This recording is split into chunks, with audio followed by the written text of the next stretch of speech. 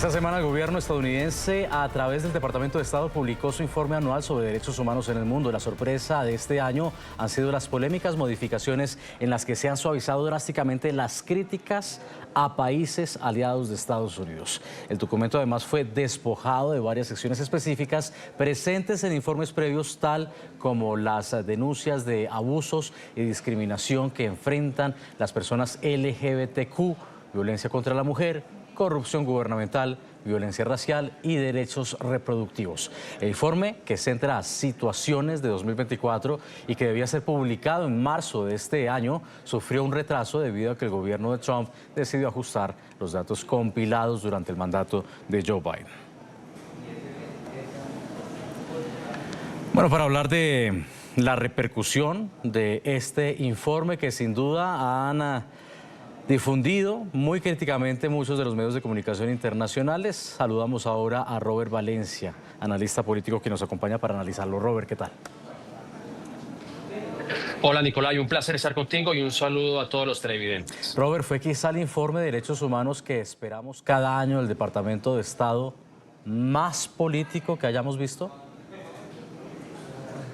Bueno, siempre será político independientemente del prisma en cómo se vea, pero indudablemente este reporte, que salió además tarde, porque regularmente estos reportes salen en el primer trimestre de cada año, pero en este caso hubo retrasos, uno por la remesón que ha existido interna en Estados Unidos, el de despedir funcionarios en distintas carteras de la rama ejecutiva, y por las enormes redacciones que tuvo este reporte en referencia a algunos países antagónicos a Estados Unidos, particularmente en el caso de China, Rusia y otros países, incluso aliados como el caso de Israel, en el cual la administración Biden, si hacemos una comparación del informe del 2023, señalaba los abusos o digamos, las violaciones a los derechos humanos a nivel internacional que se ha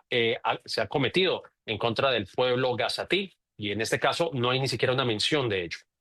Entonces, sí podríamos decir que tiene un alto nivel político, obviamente con ciertas motivaciones, principalmente en el caso de China, en donde también se hicieron amplias redacciones respecto a lo que ocurre en ese país, pero al parecer se ha hecho con el fin de traer a la mesa a China en una cumbre que se quiere realizar en Malasia este año. Veamos, por ejemplo, el caso de Rusia, en donde el día de ayer tanto el presidente Donald Trump como el presidente ruso Vladimir Putin se han reunido en Alaska.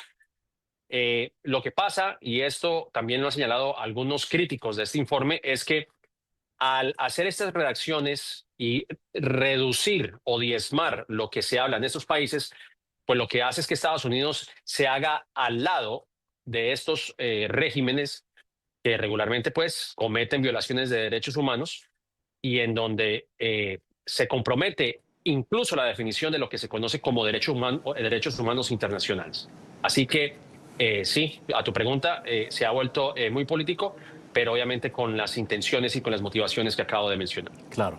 Robert, quiero detenerme un momento para hacer énfasis en lo que mencionaba respecto a Israel. Justamente, el Departamento de Estado incluye una sección mucho menos exhaustiva, a diferencia si la comparamos del informe de 2023. En un pequeño apartado mencionan a Hamas y Hezbollah respecto a crímenes de guerra y de la humanidad y de lesa humanidad.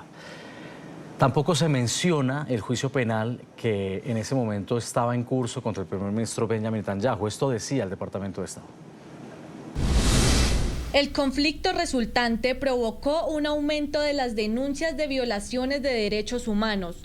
Las cuestiones incluyeron informes de ejecuciones arbitrarias o ilegales, desapariciones forzadas, tratos degradantes por parte de funcionarios gubernamentales y arrestos o detenciones arbitrarias.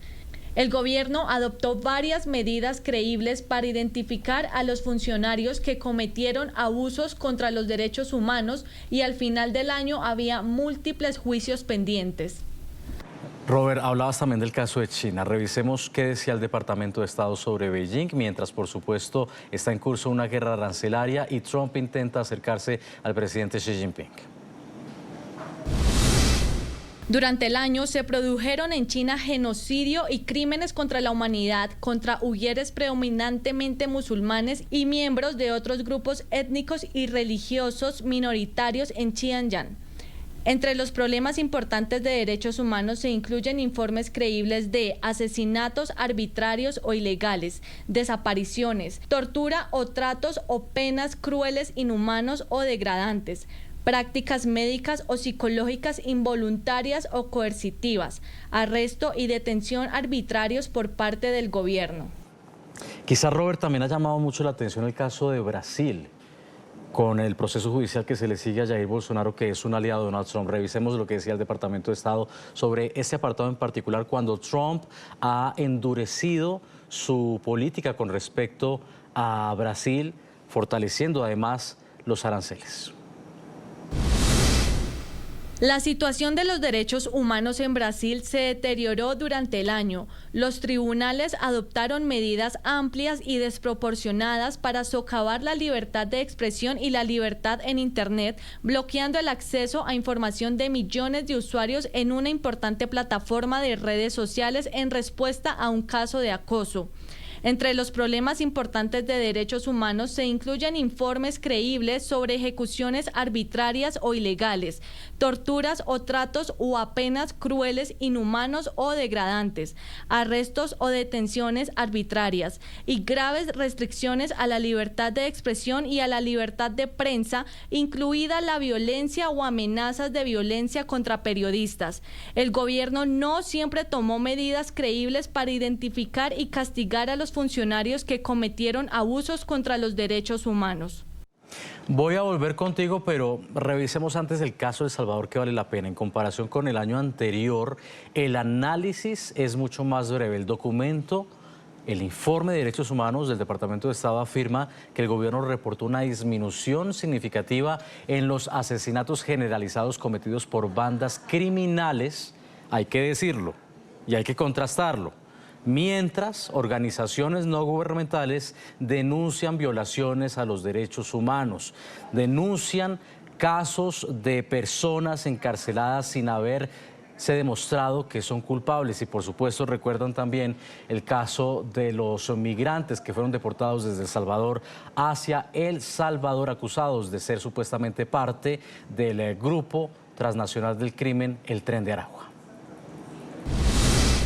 No se registraron cambios significativos en la situación de los derechos humanos en El Salvador durante el año. Los informes de violencia de pandillas se mantuvieron en un mínimo histórico durante el estado de excepción, ya que las detenciones masivas reprimieron la actividad de las pandillas. No hubo informes creíbles de violaciones significativas de los derechos humanos. El gobierno tomó medidas creíbles para identificar y castigar a los funcionarios que cometieron abusos contra los derechos humanos. Un informe quizá más político que los anteriores, porque tienes razón, todos son, en cierto grado, políticos, con esas motivaciones, con esos matices y componentes que nos ofrecías hace algunos instantes, de un informe quizá más transaccional, te lo pregunto, porque recordamos el caso de China, el caso de esa cumbre que se espera en Malasia, el caso de la cumbre de Rusia con el encuentro entre Trump y Putin en Alaska, y el caso de El Salvador por el envío de estos migrantes a la megacárcel de Nayib Bukele, una transacción por la cual quizá Estados Unidos guarda silencio entonces en este informe. Sí, se trata de eso. Lo que también han señalado incluso los críticos y la mayoría, los críticos que provienen de la administración de Joe Biden, donde incluso, como tú acabas de señalar, me parece que es un caso supremamente interesante, el caso de El Salvador, en donde ya han existido documentos de organizaciones como Amnistía Internacional, donde se señala que la sobrepoblación carcelaria que existe en El Salvador, más los reportes de abusos que existen en algunas cárceles en ese país, pues ni siquiera está documentado o ha sido tangencialmente documentado en el documento del Departamento de Estado. lo cual lleva a lo que tú señalas, estas relaciones que ha entablado Estados Unidos particularmente con gobiernos de derecha. Y en el caso, ese es el caso de El Salvador. A pesar de que, como ya se ha documentado también, independientemente de lo que diga el reporte del Departamento de Estado, lo hemos escuchado de boca de los venezolanos que fueron llevados a la CECOT y una vez liberados han denunciado estos abusos, donde se habla de que la comida está llena de insectos, donde es difícil dormir, donde se les humilla, se les trata mal.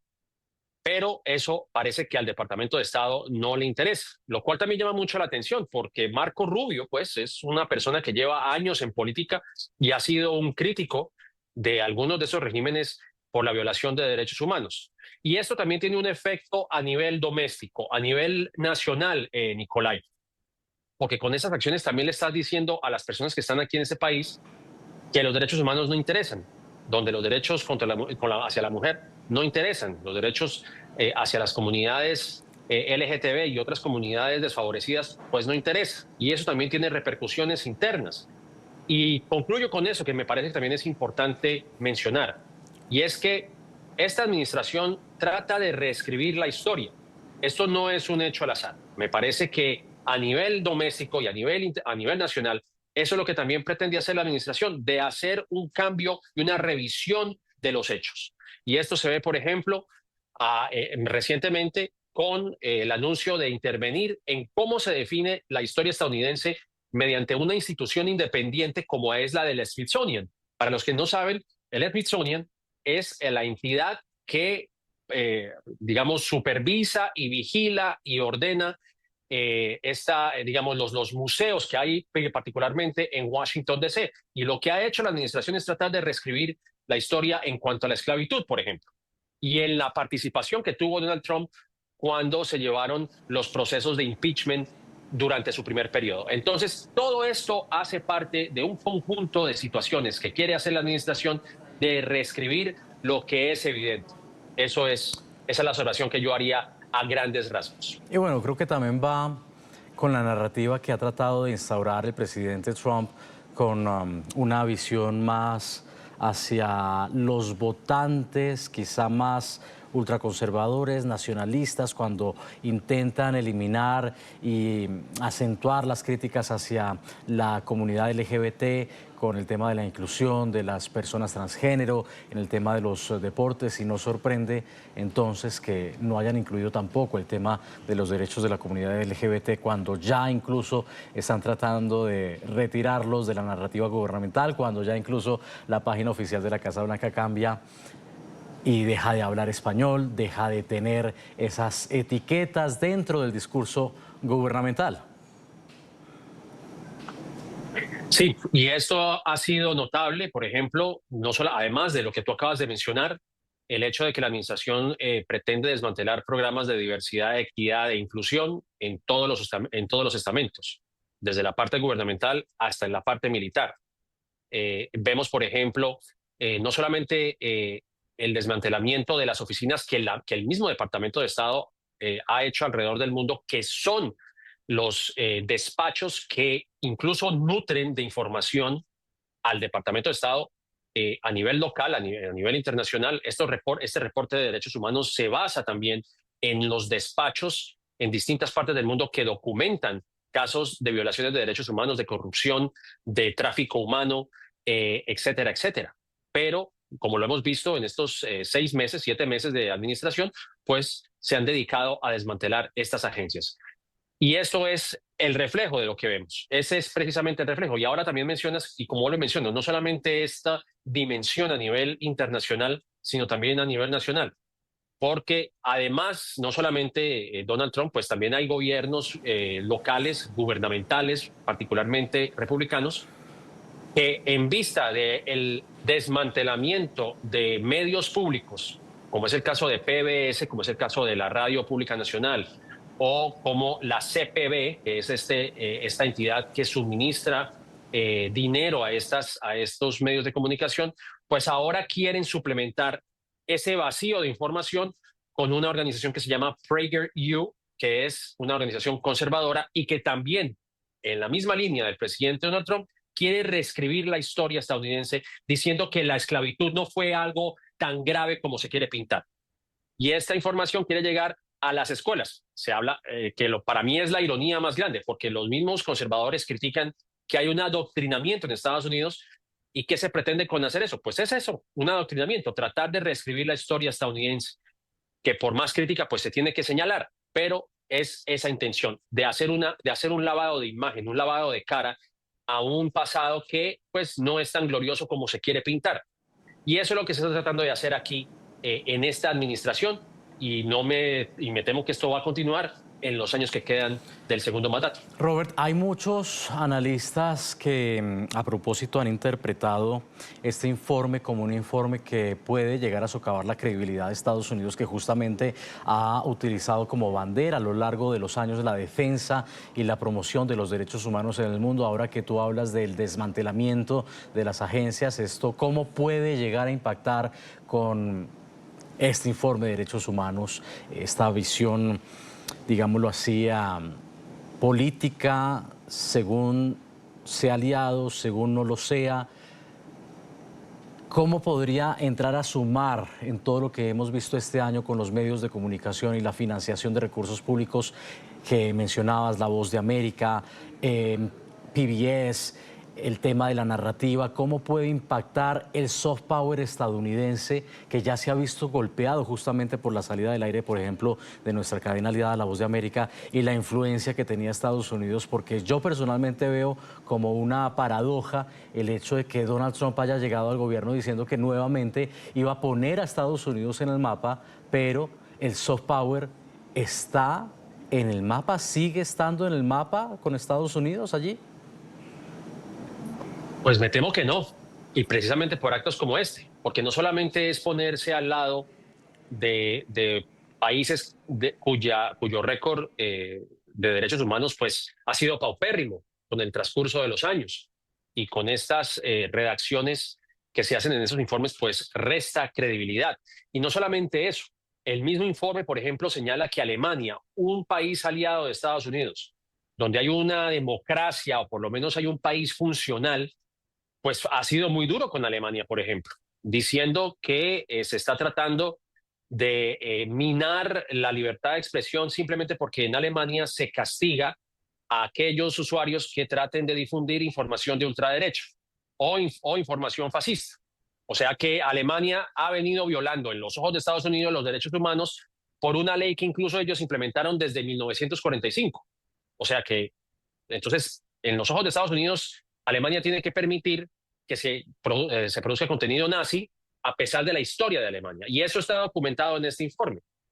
Y no es coincidencia, Nicolai, como lo menciono. Yo creo que eso también tiene, y eso también lo han señalado algunos observadores en Estados Unidos, de que hay intereses de por medio, incluso hasta corporativos. Porque en el caso de Alemania, hay compañías de aquí, de Estados Unidos, de Internet, en el caso específico de X, una compañía que se ha beneficiado en parte por liberar los troles y estas cuentas que difunden información fascista, y que se han quejado porque no lo pueden hacer en Alemania. Y también, de cierta manera, para complacer a algunos miembros de la rama ejecutiva, como es el caso del vicepresidente J.D. Vance, que ha acortejado, por ejemplo, al partido AfD, que es el partido de ultraderecha de Alemania, que de hecho ganó ciertos escaños en las pasadas elecciones de Alemania. Entonces no es coincidencia. A ver, me parece que es una coincidencia enorme, y no trato yo de especular, pero llama mucho la atención que los países con cierta, digamos, con dudosos récords de derechos humanos, como es el caso de Arabia Saudita, como es el caso incluso hasta de los Emiratos Árabes Unidos, es interesante ver que en esos países la organización Trump tiene intereses, porque se ha documentado que se están haciendo negocios de miles de millones de dólares. Y en la cumbre que hizo Donald Trump en Arabia Saudita, ellos decían que pues Estados Unidos no iba a dictar lo que está bien y lo que está mal prácticamente en términos de derechos humanos. Lo que pasa es que en un mundo tan polarizado como en el que nos encontramos, la neutralidad no es la opción. O sea que por más neutralidad que reclame la administración, pues indirectamente se está haciendo del lado de países que ya han documentado y han registrado violaciones de los derechos humanos. Las conclusiones de Robert Valencia, analista político desde Nueva York. Gracias por haber compartido con nosotros estos minutos. A ustedes, un placer estar con ustedes nuevamente.